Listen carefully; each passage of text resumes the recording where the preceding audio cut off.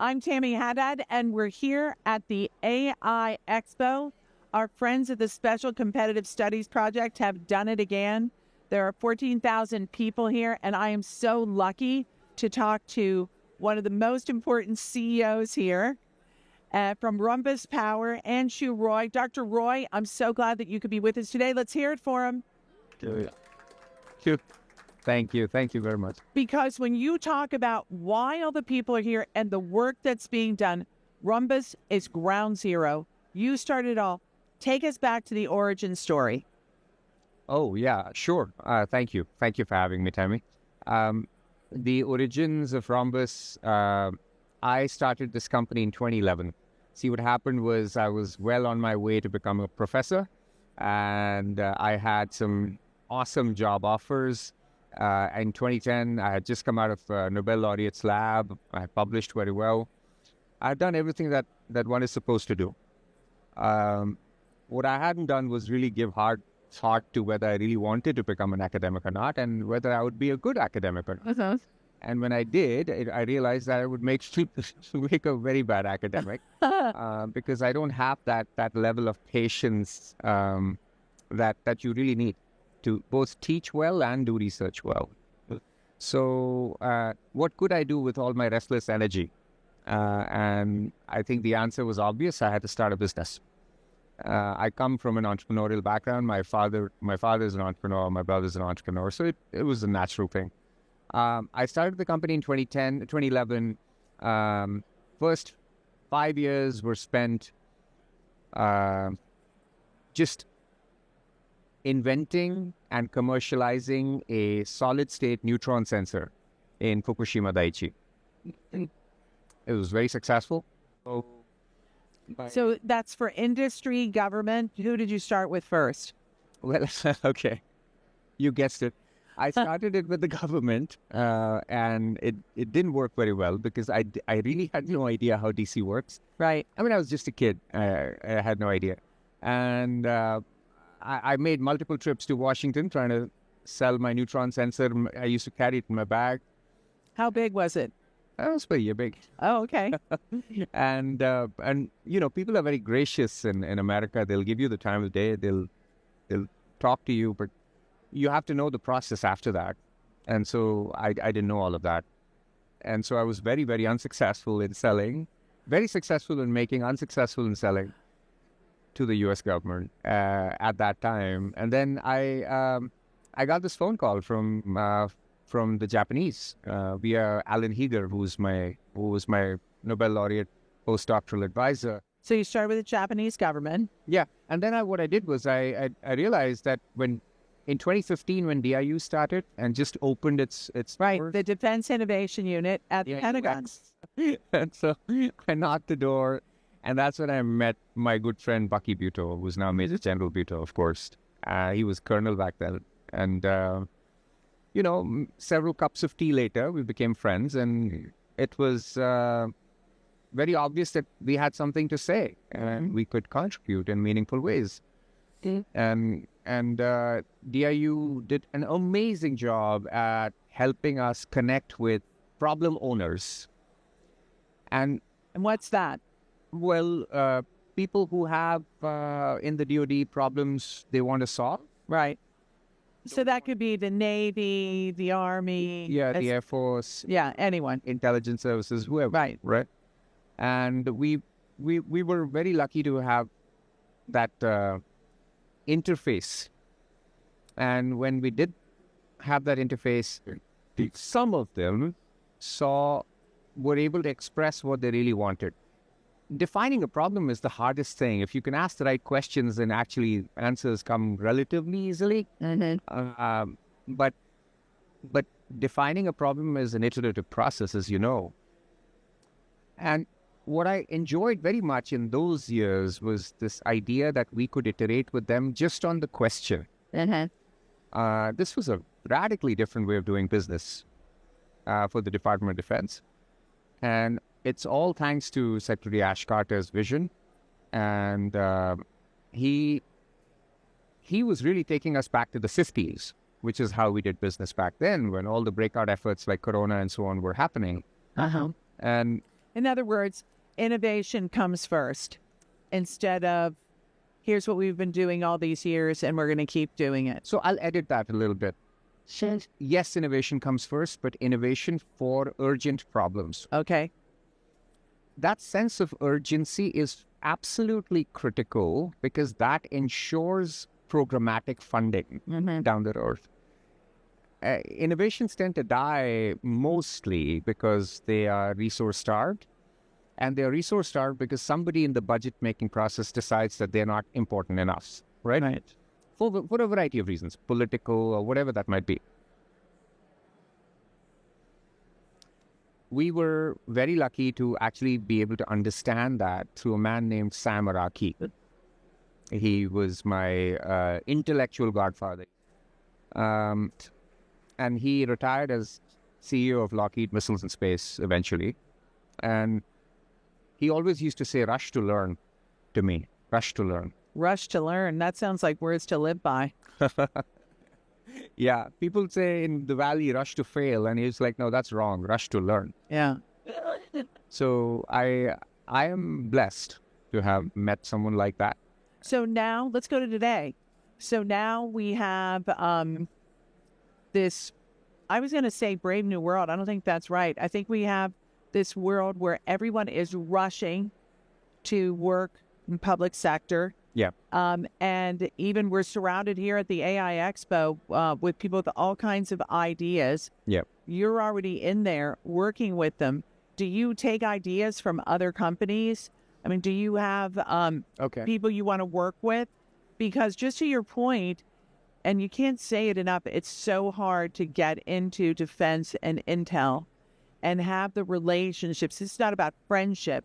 This is about standards and rules, right? Yep. So do you collaborate with others or how do you do it? Oh, we collaborate with over 36 companies. We have a lot of different partners. Our system is fundamentally for what we call predictive decision support in real time. So the ability to sort of see the impact of decisions that are being made and to be able to see them in real time using artificial intelligence in a variety of different ways. Mm-hmm. So give us an example. For example, let's take warfare. In a recent conflict that happened in Asia, you're probably tracking that. Where would one country attack? Let's say Pakistan were to attack India. Where would they attack from? What kind of attack would it be? And let's say I could tell you that. I could tell you when that would happen. I could tell you that 3 days from now it would happen. Okay. And then if they sort of increase their defenses, then how should they do it to be most effective? That is the kind of question we are able to now answer quite effectively and operationally. Well, sadly, you predicted the start of the war in Ukraine. Yeah, we did. To the day. We were off by 1 day. Right. And some of it is also, most of it is just mathematics. I mean, it's patterns of behavior that machines can pick up better than any human can at scale. And the ability to sort of, no matter which country you are, you cannot operate large militaries without certain organized behavior. Yep. Right. And no matter how good you think you are at deception, there'll always be things you'll give away. Mm-hmm. And so it's those pieces we pick up very easily through commercial sensing. No government, including the US government, will ever be able to match the combined power of the commercial world to pick up what's going on our planet or in space or wherever or in the cyberspace.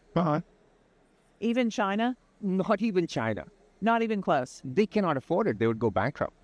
Because the total corporate strength, the entire sort of the investments on collection not for intelligence, but for business purposes that has been done is so spectacularly large that no government can afford it. Mm-hmm. This was not the case in the 80s or the 70s or whenever, when it was quite the opposite. Mm-hmm. But with the internet came the cloud for rapid communications, incredible open source explosion of software, that there was a monetary incentive to create this kind of ecosystem of very small companies that could eventually some would become very big companies and so on. And everybody wanted to become that big company, and everyone was running for that. And so that's capitalism, and that's great.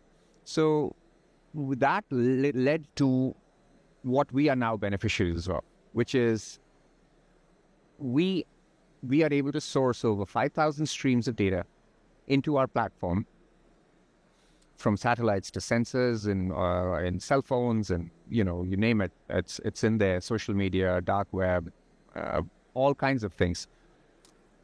When you combine all of that intelligently for addressing questions that everybody is asking, there are some basic questions we're all asking, right? Where would certain countries attack? When would that be? Which countries might go politically unstable? Where would conflicts happen? Where would black swans happen? What could they be? Everybody's curious to know questions. So way before Sam Altman came up with ChatGPT, you were collecting data. Yeah, we were. And you pile it on. Yeah. So foundational models like Sam Altman, OpenAI, Claude, all of these, Mistral, whatever, they're all very, very important. What's needed underneath them, though, is data. Very curated, connected data, in order for you to generate reliable intelligence.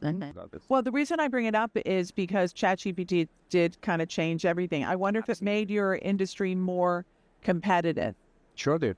And it probably helped you with your business, because you're probably saying like, hey, we've been doing this for years and these guys only have this tiny part, right? Did you have a lot of meetings like that? Yeah, I mean, we did. Initially, it was different. Initially, it was like, oh, well, you guys are irrelevant now because we'll go to OpenAI for everything. Very soon, of course, that lasted for about a couple of months. And then people quickly realized that the ChatGPT and Claude are very powerful generic capabilities, but for doing specific things accurately, you do need other kinds of things. So last night, we gave an award at the inaugural AI Honors to Booz Allen engineers who created something called Space Llama. And essentially, with NVIDIA chips and with the help of Meta, with Llama 3.2, they actually created for lack of a better way to say it, this ChatGPT or Space Llama for the International Space Station.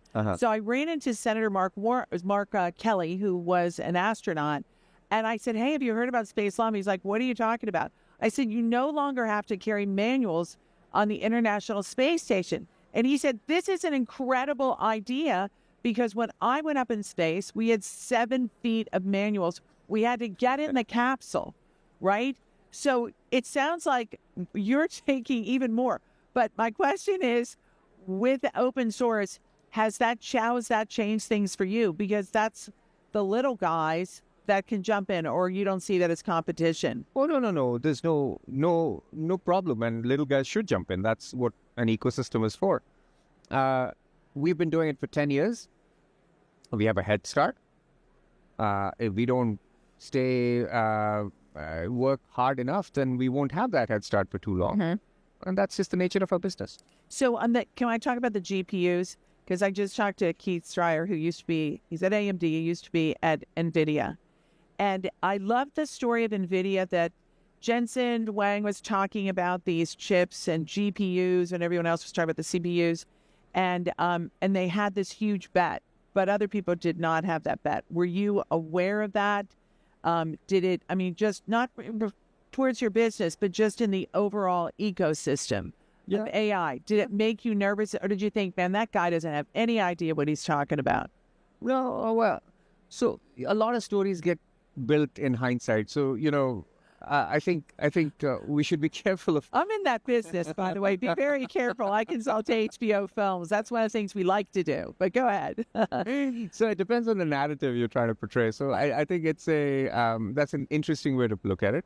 I didn't look at it that way. The man was making GPUs because the gaming industry was exploding, and that's all there was to it. And it so happened that neural networks were far more efficient with GPUs because they can operate things in parallel, and that's all there is to it.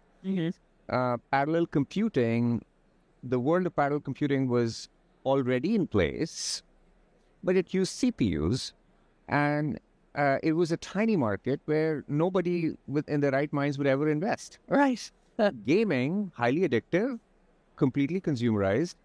Of course, let's make chips for that, and that's how this business works. And then, of course, machine learning came in, and then the AI explosion happened, and now we're seeing what we're seeing. It won't last, though. You don't think? No. Good. QP Eventually, it becomes commodity, right? That's generally. Oh, I don't know. You say that. I don't know that. It makes sense though. But I don't know if you know Jack Hittery from Sandbox AQ. Yeah. And he talks about QPUs.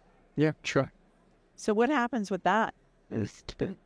What happens with that is that the nature of problems you can solve will change dramatically. The nature of problems that quantum computing is built for is quite different from what artificial intelligence tries to do. AI is a massive correlator, okay? And it does a very good job at that. Not all problems are correlation problems, as it turns out. So what we will see happening is that we will understand our sciences much better. I think we will be able to use that knowledge to do compute more effectively, such as optimize logistics much more effectively. That's one example. But Medicine? Yeah, what's that? Medicine? Oh, yeah, absolutely. It'll be an incredible revolution in medication. Do you know, science doesn't understand how Tylenol works on the human body. It just works. Yeah. So that's why we call it drug discovery, not drug creation, right? We discover. And so as long as it is discovery, correlation tools will help you. So AI will help you. When you start to develop an understanding at a scientific level of how drugs can be created in more intentional ways to do certain things through chemistry, and you understand biology and physics to that level, then it will be called drug creation. That's right. Okay, I have to ask you about agentic, because there's been a lot of conversations on the streets, I like saying on the streets, about clean data versus like crappy data. Yeah. So crappy data like Twitter, right? When it's just like people yakking up a storm about whatever it is, versus the kind of, I feel like you have all the clean data in your pocket. I can't see it. Can anyone see it? Does he have clean data in his pocket? And so with agentic, right, you've got to have clean data to be effective. How do you look at that? I look at it slightly differently. So first of all, when you go to X or other social media sites, any data in our business, national security business, is actually very meaningful because it reveals certain signals. Even noise reveals signals. So what people blabber on the social media and other places, or what different mainstream media bubbles do in their own little worlds, is very, very important for us, because those are nothing more than information narratives. That's the battle of the narrative. And we actually our system learns from that, and then it tries to generate, depending on what kind of messaging you're trying to create, it can do that. Okay. In national security, that's a very important piece. And yes, we have a whole bunch of clean data that we have curated over the decade. Do you call it clean data? We call it intelligence data. Intelligent data. Okay. Yes. Because it's connected, it's curated, it's just amazing. Only bring me the intelligent data. That's what you say to the staff, right? No more of that other data, right? Anshu, I can see you saying that to the team. You can see, okay. Sure. No, we do that. So you asked me how I think about agentic. Right. Agentic can be applied to any one of those things. If it's generating what you see as crap, then you're probably asking the wrong question.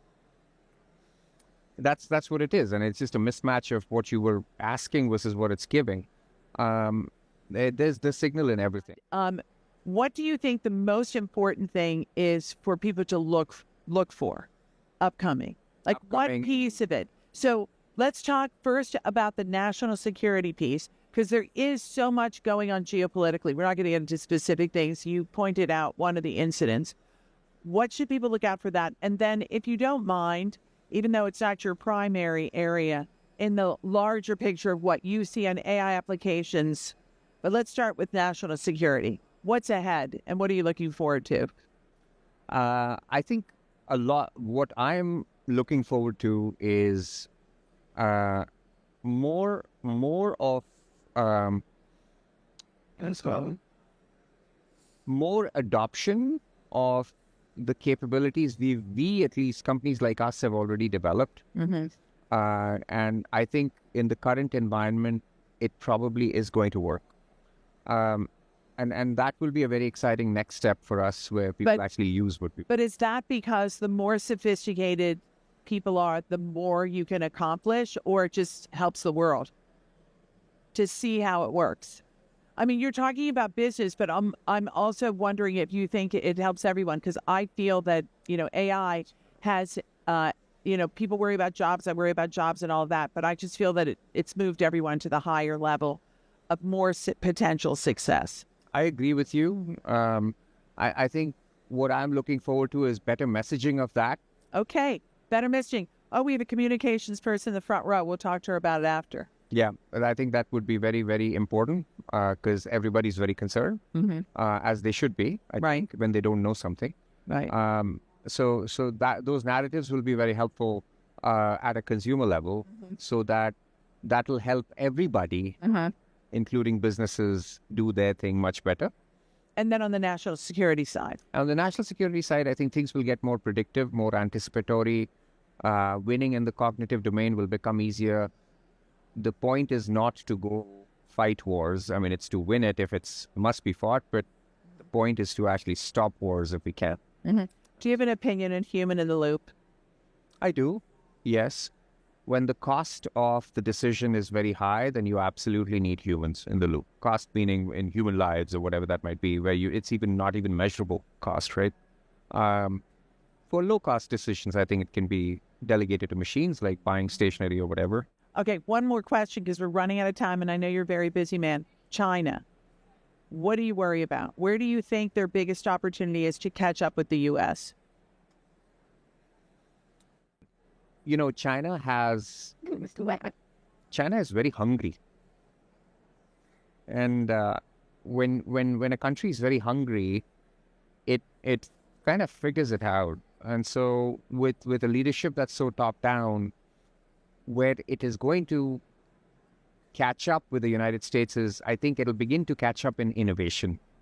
They're very, very much an innovation-starved country, and generally, culturally, they are not really programmed in that way because of a variety of historical reasons. That may begin to shift. In what way?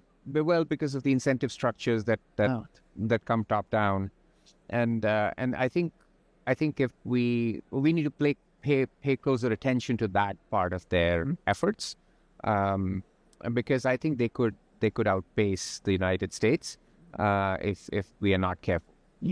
Well, they're outpacing, by the way. They may outdo us. I see. Yeah. Because you have at least those 5,000 inputs coming in at Rhombus, right? Yeah. So you could do a little prediction now? Absolutely. If you're willing to pay for it. Yeah, if you're willing to pay for it. I like that. Anshu Roy, let's hear it for him. Thank you so much for being here. Appreciate the work you're doing.